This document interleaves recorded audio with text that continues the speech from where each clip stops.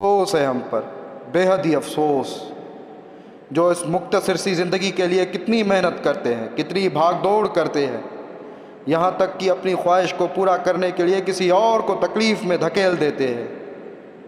अपना कोई घटिया मकसद पूरा करने के लिए एक दूसरे को रौंदने पर लगे हुए हैं, एक दूसरे को नीचे गिराने में लगे हुए हैं, इस मुख्तसर सी ज़िंदगी के लिए, जिस ज़िंदगी का कोई भरोसा नहीं, कोई ख़बर नहीं कि कब ख़त्म होने वाली है, कब अल्लाह की तरफ से बुलावा आना है, कब उस खुदावंद यकता के हुजूर में पेश होना है। किसी भी वक्त मलकुल मौत आके यहाँ से निकाल फेंकेगी हमें।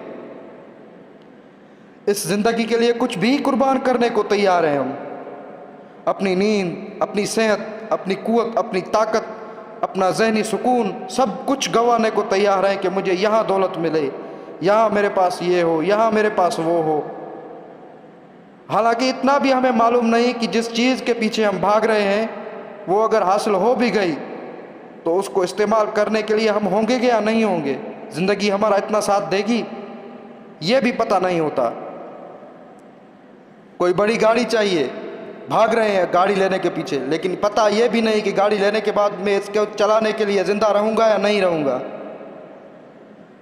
दौलत कमाने के लिए पागल हुए पड़े हैं, लेकिन पता यह भी नहीं कि दौलत कमाने के बाद उसे खर्च करने के लिए मैं ज़िंदा रहूँगा या नहीं रहूँगा, लेकिन फिर भी पागल है इस दुनिया की ज़िंदगी के लिए।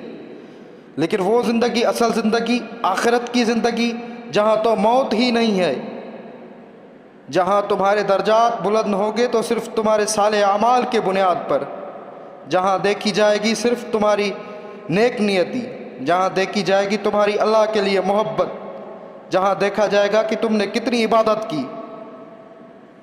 अगर वहाँ तुम जहन्नम में गए तो गए, ना मौत आनी है, ना तुम्हें कोई अल्लाह के अजाब से बचाने वाला होगा।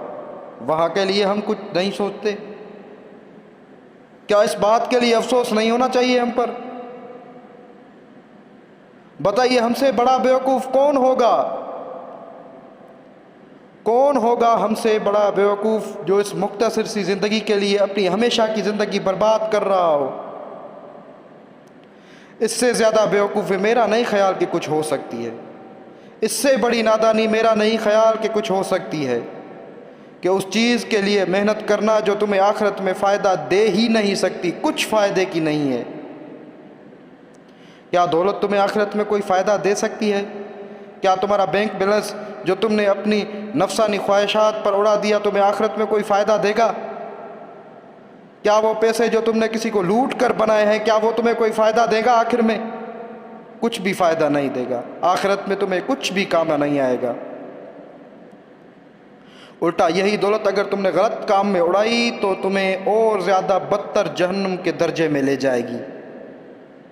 इसीलिए अल्लाह के पास लौट आओ इससे पहले कि अल्लाह तुम्हें खुद बुला ले और भेज दे मलकुल मौत को। और अगर एक बार तुमने मलकुल मौत को देख लिया, फिर तुम्हारी कमाई हुई तो क्या, अगर पूरी दुनिया की या पूरी कायनात की दौलत तुम लुटा दो फिर भी तुम्हें एक सांस की मोहलत नहीं मिलेगी।